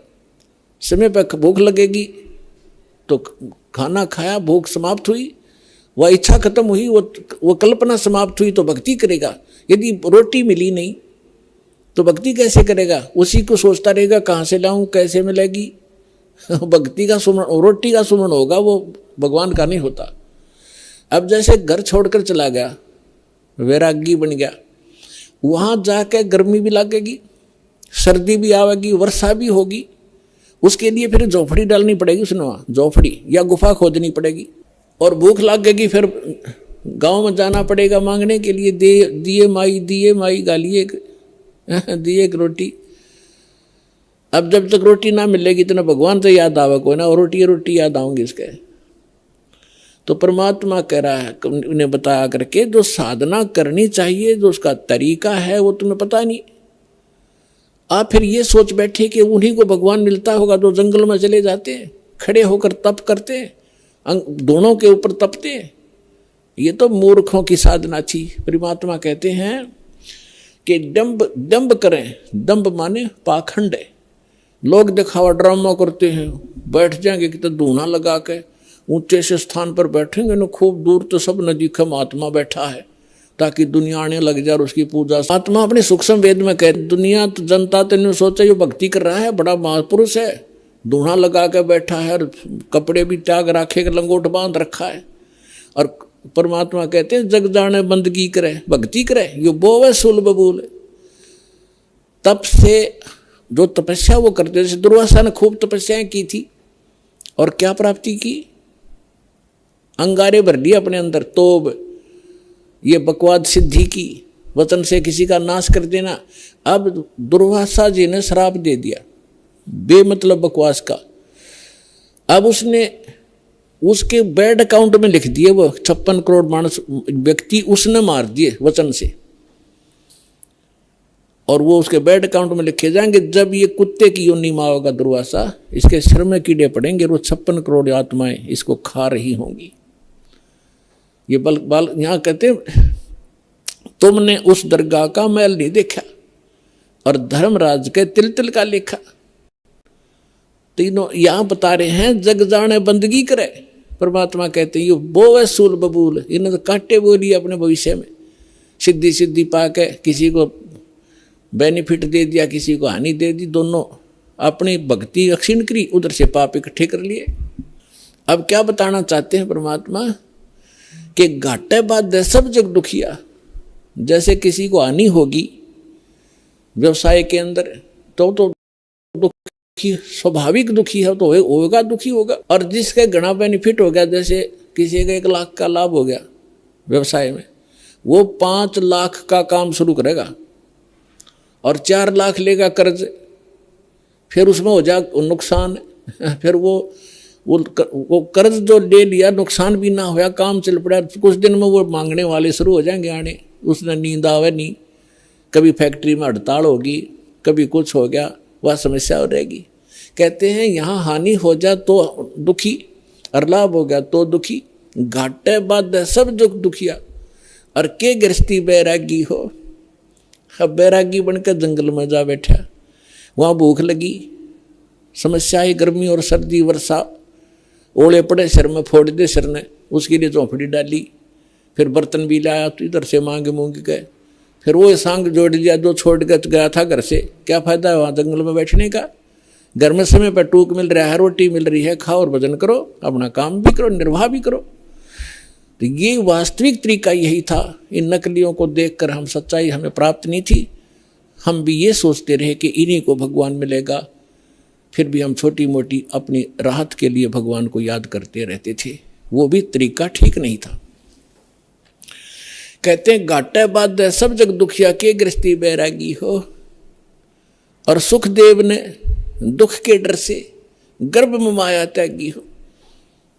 अब माँ के गर्भ में बच्चे को अपना भविष्य का और पूर्व जन्म की सारी याद रहती है कि पिछले जन्म में मैंने क्या क्या गलतियां की, इतने मनुष्य जीवन मुझे मिले, मैंने कैसे बर्बाद कर दिए, संत पूरा मिला नहीं, साधना ठीक बनी नहीं, अटपट करके सिद्धियां प्राप्त करके अपना जीवन नाश किया, फिर 84 लाख योनियां भोगी मैंने। वो सारी इतिहास देखता रहता, पिछली बैकग्राउंड ट्रेलर चलता रहता, इसके आगे अगला जीवन भी उसको दिखाई देता कि इसमें मेरे साथ क्या बनेगी। तो ये सोचता है कि हे भगवान अब के इस नरक से निकाल दाता, पीछे गलती हुई सो हुई, अब के गलती नहीं करूंगा, परम संत को खोजूंगा, केवल भक्ति करूंगा, आपको याद करूंगा, पीछा छुटवाऊंगा, जन्म मरण का रोग कटवाऊंगा और केवल अपना निर्वाह के लिए अपना सिंपल वे से रहूंगा और निर्वाह के लिए काम भी करूंगा, लेकिन भक्ति अवश्य करूंगा, मूल उद्देश्य जानकर करूंगा, मुझे एक बार निकाल दो बात आता। तो इसी बात को याद करके सुखदेव ऋषि जी ने 12 वर्ष तक गर्भ से बाहर नहीं आए। फिर ब्रह्मा विष्णु महेश यहाँ के व्यवस्थक हैं, इनको चिंता बनी, काल ने इनको प्रेरणा की, अंडरग्राउंड रिमोट उसके हाथ में है। इन्होंने मीटिंग की कि भी एक सुखदेव नाम के एक ऋषि है, एक बच्चा है गर्भ से बाहर नहीं आ रहा है, 12 वर्ष हो गए, ऐसे अगर ये मर्यादा हमारी खराब होगी तो बहनें 12-12 वर्ष तक बच्चों को गर्भ में रखने लगेंगी तो माँ दुखी हो जाएंगी। बच्चा तो 9 महीने मुश्किल से हो जाता है इन बहनों को, माताओं को गर्भ में रखना।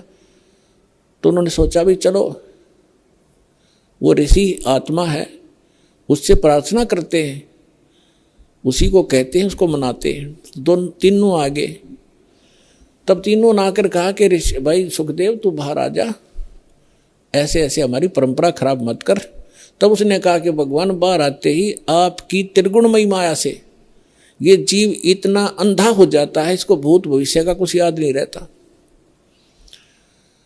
आप ये अपनी माया रोक लो, तब मैं बाहर आऊं, कुछ देर के लिए रोक दो। तो उन्होंने कहा भाई देखो, इसको हम नहीं रोक सकते, ये हमारे बस से बाहर की बात है, हमारे अंदर एक ऐसा गुण भर रखा है, तो इसको हमारे लिए रोकना असंभव नहीं है। तो सुखदेव बोला मैं तो बाहर आऊं नहीं, चाहे 20 वर्ष रहना पड़ो, 100 वर्ष रहना पड़ो।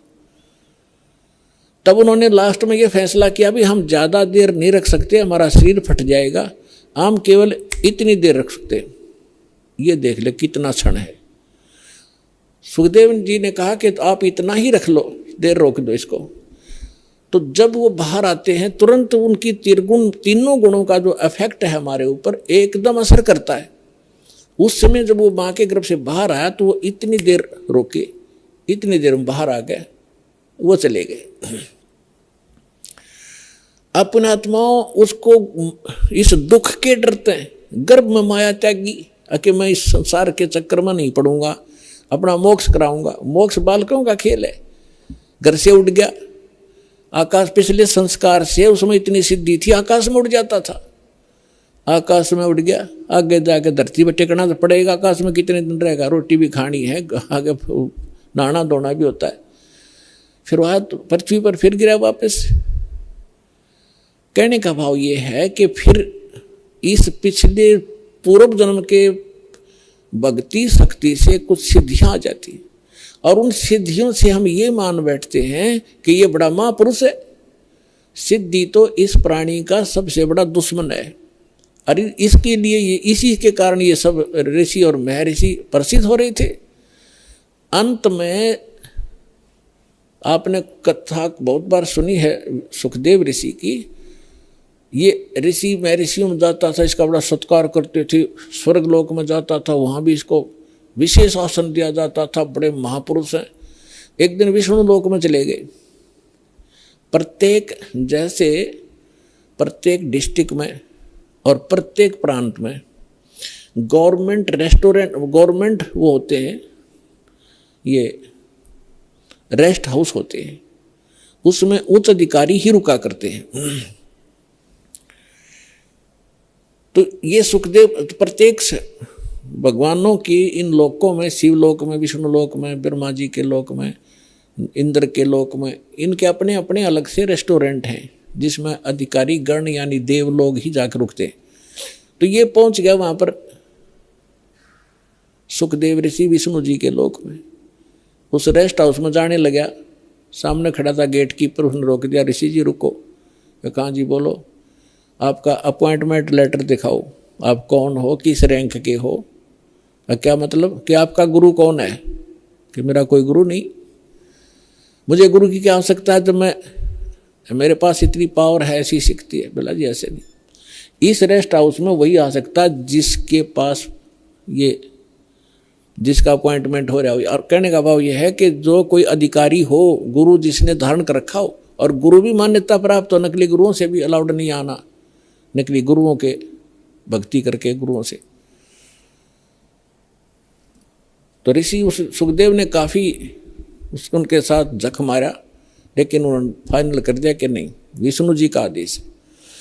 तब ऋषि ने सोचा था, सुखदेव ऋषि ने, कि विष्णु जी बड़े खुश होंगे मेरे तय, मैं ऐसी भक्ति की हुई है, और वो भगत बछल है। तो सुखदेव ऋषि ने कहा कि विष्णु जी से बात कराओ मेरी, तुम मुझे क्यों नहीं जाने दे रहे हो। तो वो पहरेदार गए विष्णु जी के पास, बाकी वहीं खड़ा रहा एक दो, कि भगवान ऐसे एक ऋषि आए हैं, सुखदेव नाम बता रहा है, और वो जिद कर रहा है इस स्वर्ग के अंदर रेस्टोरेंट में जाने का, रेस्ट हाउस के अंदर जाने की। तो विष्णु जी ने पूछा फिर आपने मना क्यों किया? कि उन्होंने बताया कि उनका गुरु नहीं है, कोई निगुरे है, वो अधिकारी नहीं है, और आपका आदेश है कि जो निगुरा व्यक्ति हो, जिसका गुरु नहीं हो, इसमें अलाउड नहीं है। आदेश दो भगवान, क्या आदेश है आपका? कि बिल्कुल ठीक है, नहीं जाना चाहिए। अब वो जिद कर रहा है कि मैं भगवान से बात करके ही वापस जाऊंगा, नहीं तो यही बैठूंगा। तो भगवान विष्णु ने आए बाहर। अब ऋषि जी ने सोचा तो यूं था कि विष्णु जी बड़ी शाबाशी देंगे मेरे को, और ये सोच रहा था कि पहरेदार गेट कीपर ये मुझे जानबूझ कर हरास कर रहे हैं। विष्णु जी तो आते मुझे सीने से लगाएंगे, भगत वत्सल भगवान हैं, सतोगुणी हैं। जब भगवान विष्णु ने आकर पूछा कि ऋषि जी क्या वाद विवाद है तुम्हारा, यहाँ कैसे आए आप, तो आधा फ्यूज तो वहीं हो गया भगवान के चेहरे को देखकर कि आज ठीक ढंग से बोल नहीं रहे। तब ऋषि ने कहा कि सुखदेव ने जी मैं ऐसे ऐसे, सुखदेव नाम है मेरा, और मैं रेस्ट हाउस में इस रेस्टोरेंट में जाना चाहूँ था स्वर्ग में, इन्होंने मना कर दिया जाना, इन्होंने मुझे रोक दिया। तो भगवान विष्णु ने उन्हीं के सामने पूछा पहरेदारों से, भी क्यों रोक दिया आपने ऋषि जी को। पहरेदारों ने बताया कि आपका आदेश है, जिनका गुरु नहीं है, मान्यता प्राप्त गुरु, वो इस आपके रेस्टोरेंट यानी इस आपके स्वर्ग में अलाउड नहीं है। तब विष्णु जी ने पूछा क्यों ऋषि जी, आपका कोई गुरु नहीं? अक नहीं जी। सुखदेव बोले नहीं मेरा कोई गुरु नहीं, कि जाइए आप यहाँ से और गुरु बना कर आइए यहाँ पर। अपने आत्माओं देखो, सूक्ष्म वेद से ज्ञान से आपको पता चलेगा, सूक्ष्म वेद से, ये तत्व ज्ञान से। अब देखो अभी तक हम क्या देखा करते, दास ने खूब देखा, जिन्होंने लाल कपड़े पहन लिए और कोई गुरु पद प्राप्त कर लिया, घर त्याग दिया, सन्यास हो गए, ब्रह्मचारी हो गए, तो वो ये सोचा करते गृहस्थी तो एक नेग्लेक्टेड आदमी है। उनको ये जैसे पहले शूद्रों को सोचा करते थे, इनकी ऐसी दृष्टि थी इन ऋषियों की कि गृहस्थी तो एक वैसे रिजेक्टेड आदमी होता है, आदरणीय नहीं होता। अब सुखदेव ऋषि ने कहा कि जी मैं किसको गुरु बनाऊं, मेरे योग्य गुरु पृथ्वी पर नहीं है। तो भगवान ने कहा कि ऋषि जी ये भी तेरा वहम है, तेरा अहंकार बोल रहा है, और जाइए राजा जनक से को गुरु बनाइए। राजा जनक को गुरु बनाना, जो सीता जी के पिताजी कहलाए थे राजा जनक। अब राजा जनक के काफी रानियां थी, गृहस्थी थे और भगत भी थे। अब सुखदेव ऋषि इतना अहंकारी कि गृहस्थी लोग, राजा लोग तो मेरे चरण छूते हैं और मैं गृहस्थी को जाकर के, राजा को जाकर के नमस्कार करूं, क्योंकि गुरु बनाना है तो प्रणाम भी करना है, दंडवत भी करनी है, मत्था भी रगड़ना है। अहंकार खड़ा हो गया, वहां से तो आ गया, लेकिन वो दूसरे स्वर्ग में, कॉमन स्वर्ग है इंद्र का लोक, उसमें ये चला जाता था। जब उसमें दोबारा गया उस दिन उसका चेहरा उतरा हुआ था। अन्य जो देव वहां बैठे थे वो कहने लगे ऋषि जी आज क्या बात है, मायूस बहुत हो तुम। तब ऋषि ने कहा कि ऐसे ऐसे मैं विष्णु जी के लोक में गया था, भगवान ने मुझे स्वर्ग में प्रवेश करने से मना कर दिया।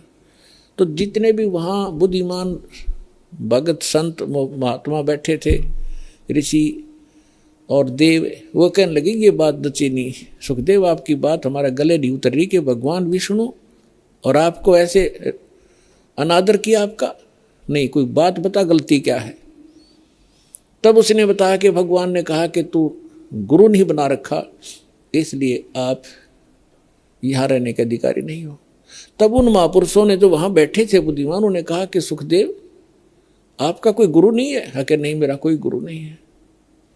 धिक्कार है तेरे जन्म को। सभी ने एक स्वर में बोला जो बुद्धिमान होते, क्या करेगा तू इस मिट्टी का, ये बैटरी चार्ज है तेरी, कुछ दिनों में खत्म हो जाएंगी ये सब सिद्धियां, और कीड़े मकोड़े की पशुओं की योनि में जाएगा, गधा बनेगा, गुरु धारण करना पड़ेगा। और फिर दूसरा भगवान ने कह दिया, फिर अग्रम अग्रम कैसी भले आदमी, जब भगवान विष्णु ने कह दिया उसको, तो उसी को तुम भगवान मानते हो, तो उसी ने कह दिया गुरु बना, और फिर भी तेरे अंदर ये अगर मगर है तो काहे का तू ऋषि है।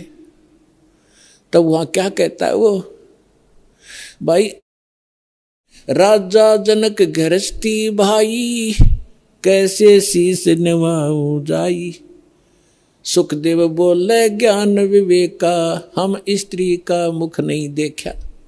देख कहाँ अड़गी काल की आंट, अड़ंगा कहाँ डालिया उसने कि राजा जनक गृहस्थी भाई और कैसे शीश निभाऊं जाई। और बोले सुखदेव ज्ञान विवेक का, अपनी बुद्धि से उसने खूब सोच समझ गया बात कही कि मैंने स्त्री का मुख नहीं देखा, मैं तो बाल ब्रह्मचारी हूँ और राजा गृहस्थी आदमी है, उसके घनी नारायणियाँ भी कई हैं, और उसको कैसे माथा टेकूंगा, कैसे ना सिर झुकाऊंगा, मेरी तो नाश हो जाएगा इज्जत का। तब ऋषि बोले भाई इज्जत ले ले, अर्चे भगवान, ना तो अगली जन्म में गधा बनेगा या सारी इज्जत तेरी बिखरती फिरेगी ऋषि जी। अब उसको फिर एक झटका लगा एकदम, क्योंकि महात्मा भगत है वो, चल भगवान के लिए भटक रहा है, उसके अंदर जगह है भगवान की, लेकिन अज्ञान अहंकार, अज्ञान से अहंकार बनता है। तो उसको एकदम झटका लगा और उसकी एकदम पिछला बैकग्राउंड चल पड़ी।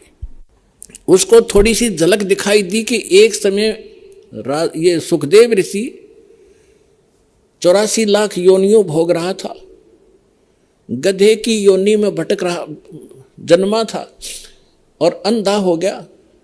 कुम्हार ने उसको त्याग दिया, जंगल में चला जा रहा था, एक पगडंडी पे अटकल सी लगाता हुआ, आगे जाके एक नाला था थोड़ा सा 2.5-3-4 फुट का, लोग उस पे उसके ऊपर से कूद जाते थे और उसको कदम रख जाते थे आगे पीछे, ऐसे कोई इक्का दुक्का जाता था उस रास्ते से।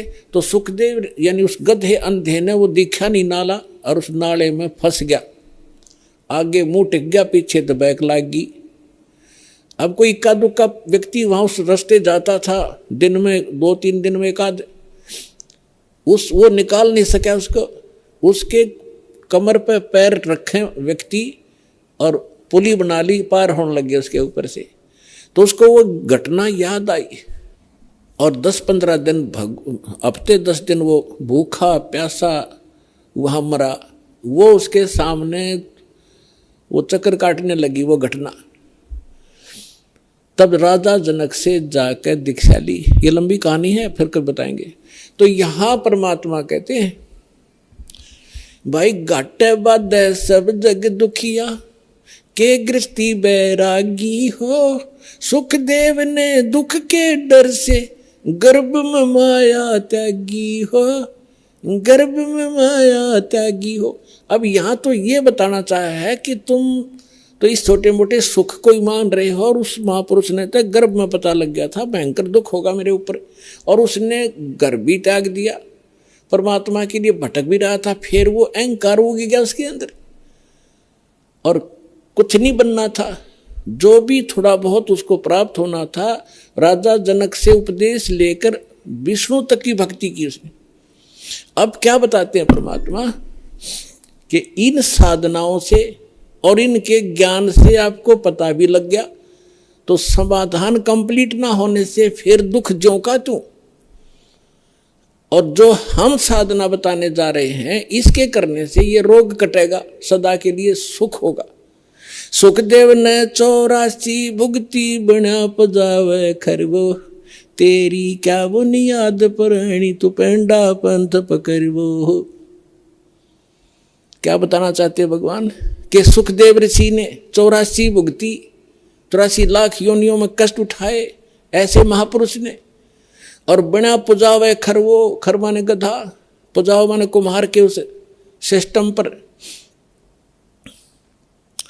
और तेरी क्या बुनियाद पराणी तू पेंडा पंथ पकड़वो। कि अब तेरा क्या औकात है, जब से ऋषियां की विरन मट्टी हुई साधना के करने से, अब हम जो पेंडा मार्ग पंथ, जो वे ऑफ वर्शिप, पूजा का मार्ग तुझे बता रहे, इसको ग्रहण करो, इससे लाभ होगा। फिर क्या बताते हैं कि जंगम दुखिया जोगी दुखिया, तपस्वी को दुख दूना हो। आशा तृष्णा सब में व्यापे, कोई महल ना सुनो हो, कोई महल ना सुना हो। जंगम दुखिया, योगी दुखिया, तपस्वी को दुख दूना हो। तपस्वी क्या करता है, एक जन्म में घोर तप करता है, अगले जन्म में राजा बनता है, तप से राज राज मदमानम, और जन्म तीसरे शुक्र सवानम, अगले जन्म में गधा बनता है राजा तीसरे जन्म में। एक तो पहले जन्म में तप किया, शरीर खूब दुखी किया, अगले जन्म में राजा बन गया। राजा महादुखी होता है, सपने में सुख नहीं होता यहाँ के राजा को। अब आपको बता ही दिया। कहते हैं तपस्वी को दुख दूना हो, पहले तपस्या करने में दुख और फिर राज करे, सपने में भी नींद नहीं आती, रात को भी नींद नहीं आती, गुटी लाके पड़े रात में राजा। ये छोटे मोटे सुख, अगले दिन में गधे की योनि में जाएगा तीसरे, तब से राज राज मदमानम, और जन्म तीसरे शुक्र समानम, कुत्ता और गधा बनता है। ये दुर्वासा की कथा आपको सुना दी, उसने हजारों वर्ष तप किया, ये डले डोए, ये प्राप्ति की, नाशकरण की साधना कर ली। इसी प्रकार फिर बताते हैं कि साच कहूं तो जग नहीं माने, पर झूठ कही ना जाई हो। ये ब्रह्मा विष्णु शिव जी दुखिया, जिन ये राह चलाई हो, जिसने यहाँ इस जन्म पालन और मृत्यु का जो ये मार्ग चला रखा है, ये तीनों दुखिया। फिर क्या बताते हैं कि भूपति दुखिया, यानी पूरी पृथ्वी का शासक भी दुखिया, सुरपति दुखिया, भूपति दुखिया। सुरपति इंद्र वो महादुखी, और रंक दुखी बपरीती हो, और गरीब आदमी तो वैसे स्वाभाविक दुखी, रंक दुखी बपरीती हो। ये तो या तो रीत है कि गरीब वही दुखी रहे, सारी आपदाएं गरीब आया करती हैं। जो सत भक्ति नहीं करता, जो सत भक्ति नहीं करता गरीब, और जब भक्ति सही मिल जाती है, कबीर साहब कहते हैं, कहें कबीर और सब दुखिया, एक संत सुखी मन जीती हो, संत सुखी मन जीती हो। संत हो, परम भक्त हो, परम संत से दीक्षा लेकर के, और फिर जैसे संत बताते हैं, जो परम संत होगा, सतगुरु मिले तो इच्छा मेटे, पद मिल पदे समाना, चल हंसा उस लोक पठाऊं, जो आदि अमर अस्थाना। अब क्या बताते हैं कि सतगुरु मिलेंगे तो यहाँ की इच्छाएं समाप्त करवाओगे सबसे पहले, कि किसके लिए तू सारा जीवन नष्ट कर रहा है, इन कोठी और बंगलों के लिए। 1 मिनट में मृत्यु हो जाती है, जोड़ा जाड़ा सारा छोड़कर गधा बनकर घूम रहा होता है। तो कहते हैं जब संत वो भक्त सुखी होगा, जो इस तत्व ज्ञान के आधार से अपना जीवन सफर तय करेगा, और कोई इस पृथ्वी पर सुखी नहीं हो सकता। समर्थ का शरणाग हो रघुहोरी हो, और कदे न हो ए काज राम रंग होरी हो। समर्थ की शरण में आओ, यहाँ के अंगार भी बुझा देगा आपके लिए, आपके जीवन में कांटे भरे उनको साफ कर देगा, और आपको यहाँ भी सुख देंगे, सतलोक में ले जाएंगे, आपका पूर्ण मोक्ष कराएंगे। पुरात्माओं, आप इतनी दूर से आते हो, और किस लिए? एक एक अक्षर को ज्ञान ध्यान से सुना करो। जैसे एक अच्छे विद्यार्थी होते हैं, प्रत्येक लेक्चर का प्रत्येक शब्द घोट लिया करते हैं, एक अक्षर को भी नहीं जाने देते कहीं हम फेल ना हो जाए। तो इस प्रकार आपको परमात्मा ने इतना समय दिया है, कितनी दूर से आपको लेकर आए हैं। कसाइयाँ मन में लहर उठा, दादू सर्जर जीव के आप बगल हो जा। भगवान ही आपको लाता है, आपको प्रेरणा करता है, आपके 100 कामों को सेट कराता है, तब आपको यहाँ ला। पता नहीं काल आड़ नहीं जाए आपको, ना जाने कहाँ धक्के खुआवा सारा दिन, और मृत्यु को प्राप्त हो जाए उसे डरे ढो ढो के। ये मालिक की मेहर आपके ऊपर, आपको परमात्मा यहाँ लाते हैं, अपनी अमर कथा सुनने का थोड़ा सा समय निकलवाते। इसको ध्यान से सुना करो। सत साई।